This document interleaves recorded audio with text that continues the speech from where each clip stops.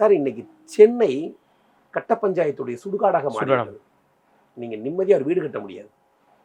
ஒட்டுமொத்த விடுதலை சிறுத்தை கட்சிகளும் திமுக காரனும் ஒன்று சேர்ந்துக்கிட்டு சென்னை அப்படியே சென்னையுடைய அவுட்டர் ஸ்ரீபெரும்புதூர் போனீங்கன்னா செல்வ பெருந்தகை இவங்க எல்லாம் சேர்ந்துக்கிட்டு சென்னையை சூறையாடிக்கிட்டு இருக்காங்க.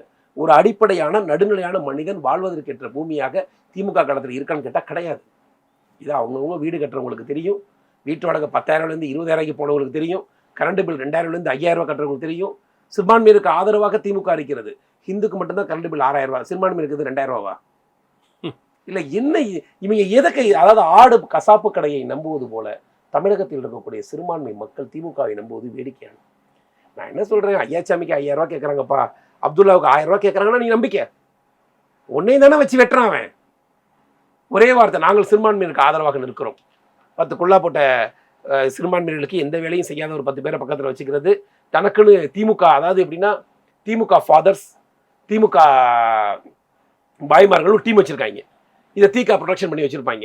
இவனுங்க எல்லாரும் சேர்ந்துக்கிட்டு மொத்த சிறுபான்மையும் நம்ம இவங்க பின்னாடி தான் இருக்கணும். இவர் என்னமோ நேரடியாக குரானை முழுமையாக படித்து ஸ்டாலின் ஐயா ஒப்பிச்சு, உதயநிதி ஐயா ஒப்பிச்சு உங்ககிட்ட அப்படியே தெளிவு செய்து இஸ்லாமிய சட்டங்கள் சரி, இஸ்லாமிய சிந்தனை சரி. பாரதிய ஜனதா கட்சிக்காரனுக்கு தெரிந்த குரான் வாசகங்களும் கிறிஸ்துவ வாசகங்களும் அவங்களுக்கு தெரியாது.